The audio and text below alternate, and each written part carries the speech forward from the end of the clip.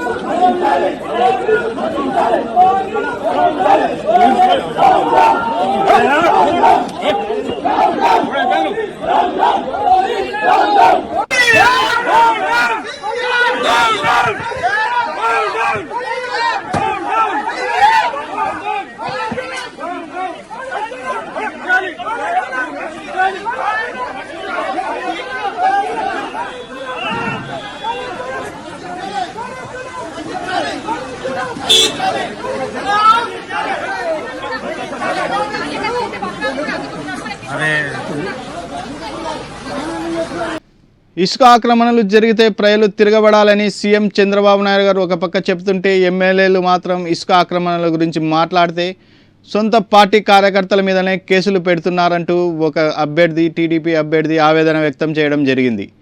Party MLA కూనా రవికుమార్ నమ్ముకొని వచ్చిన వ్యక్తి మనస్తాపం, జీవితం నాశనం అయిపోయింది అంటూ సనపల సురేష్ కుమార్ ఆవేదన.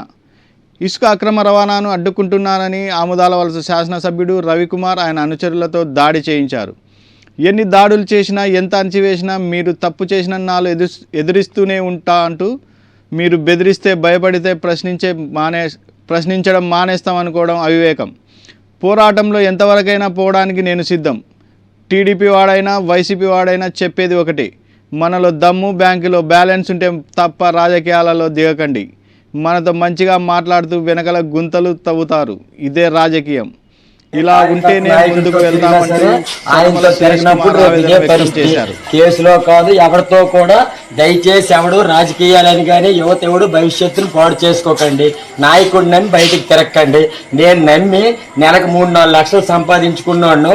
ఆడి పాల్పడి ఆ కోన రవికుమార్ అనే ఒక వ్యక్తి బాధపడి నేను నమ్మి ఇక్కడికి వచ్చి గ్రామస్థాయి రాజకీయాలు చేయాలంటే ఊర్లో ఇల్లు కట్టుకోవాలని చెప్పినాడు. గ్రామస్థాయి రాజకీయాలు చేయమన్నాడు. ఇక్కడ ఇల్లు కట్టుకొని నా జీవితాన్ని నాశనం చేసుకుని నేను సంపాదించిన 1.5 డబ్బులు నా భార్యతో 60 తొల బంగారం అమ్ముకొని ఒళ్ళు చెదగొట్టుకొని పిల్లలు నేర్పించుకొని ఈ రోజు నేను ఈ పరిస్థితికి వచ్చినాను.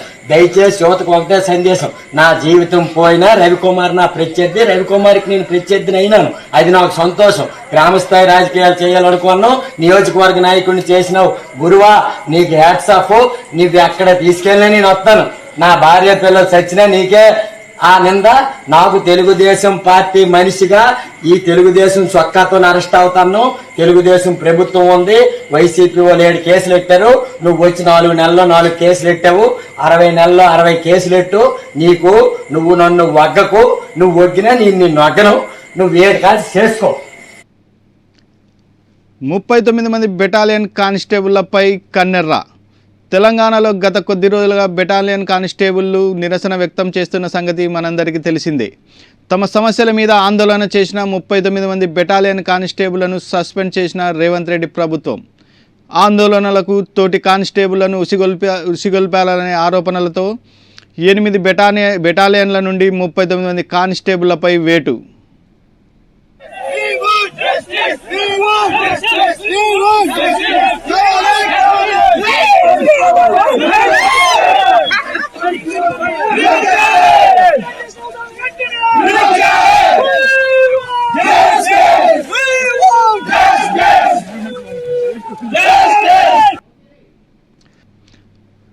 సెంట్రల్ జోన్ పోలీస్ ఆఫీసర్ నిర్వహించిన ఒక కార్యక్రమంలో 50 ఏళ్ల లేటు వయసులో డ్యాన్స్ చేసి అదరగొట్టారు.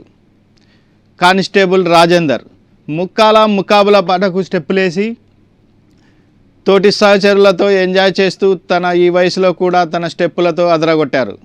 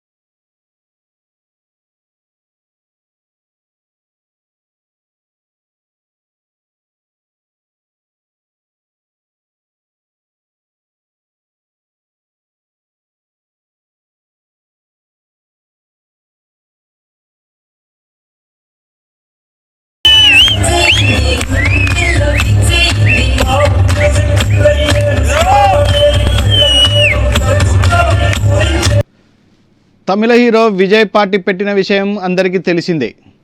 ఈరోజు పార్టీ బహిరంగ సభను నిర్వహించడం జరిగింది. తన పార్టీ పేరు తమిళగా వెట్రికలగం పార్టీగా ఆల్రెడీ ప్రకటించడం జరిగింది. ఈ పార్టీకి అధ్యక్షుడు జోసెఫ్ విజయ్ ఈరోజు విల్లుపురంలో 7 లక్షల మందితో భారీ బహిరంగ సభ నిర్వహించడం జరిగింది. తమిళనాడులో సినిమాను రాజకీయాన్ని వేరు చేసి చూడలేము. ఈ సభలో విజయ్ మాట్లాడుతూ మేము ఎవరికి ఏ టీం బి టీం కాదు, వచ్చే ఎన్నికల్లో అన్ని స్థానాల్లో పార్టీ పోటీ చేస్తుందని, మత రాజకీయాలను మేము ప్రోత్సహించమని, అన్ని స్థానాల్లో టీవీకే పార్టీ పోటీ చేస్తుందని తెలిపారు.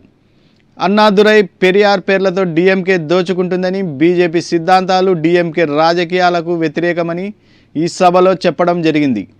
తమిళనాడులో ముఖ్యంగా విజయ్కి ఉదయనిధి స్టాలిన్కు మధ్యనే పొలిటికల్ వార్ ఉండబోతుందని തമിഴ വർഗാല ബോഗട്ട. அதனால இந்த ஆவு அப்படி இப்படி ஆச்சா போச்சான்லாம் இந்த கத்துறதெல்லாம் விட்டுட்டு, இந்த கோவமா கொந்தளிக்கிறதெல்லாம் விட்டுட்டு, ஸ்பீக்கிங் டு த பாயிண்ட், டக்குன்னு பேச இந்த விஷயத்துக்கு வந்துடணும். சயின்ஸ் அண்ட் டெக்னாலஜி மட்டும்தான் மாறணுமா, டெவலப் ஆகணுமா? ஏன் பாலிடிக்ஸ் மட்டும் மாறக்கூடாதா, டெவலப் ஆகக்கூடாதா? மாறணும். இல்லைனா இந்த நியூ வே வேர்ல்டு மாத்திரும். இங்க எப்பவுமே மாறாதது மனுஷ பிறப்பு, பசி, வேலை, உழைப்பு, பணம், இந்த மாதிரி சிலது மட்டும்தான். இன்னைக்கு இருக்கிற ஜெனரேஷனை பத்தி தெளிவா புரிஞ்சுக்கிட்டாதான் எதுவுமே ஈஸியா முன்னெடுத்து வைக்க முடியும். அப்படி ஒரு பாயிண்ட்டுக்கு வந்ததுனால தான் நம்மளோட இந்த ஸ்பீச்சும் இந்த மணிக்கணக்காலாம் இருந்துடக்கூடாதுன்னு முடிவெடுத்தோம். இந்த புள்ளி விவரம் புலியால நம்ம கதற போறதும் இல்லை.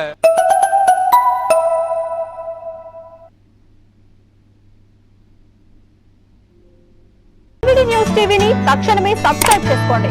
నోటిఫికేషన్ కోసం బెల్ ఐకాన్ క్లిక్ చేయండి. మరిన్ని అప్డేట్స్ కోసం ప్రతి ఒక్క కుటుంబానికి ఉచిత ప్రకటనలు వచ్చే విధంగా మీకోసం మీ ముందుకు వివిధ న్యూస్ టీవీని ఏపీ ఫైబర్ నందు 99వ ఛానల్ మరియు యూట్యూబ్ నందు వీక్షించెదరు.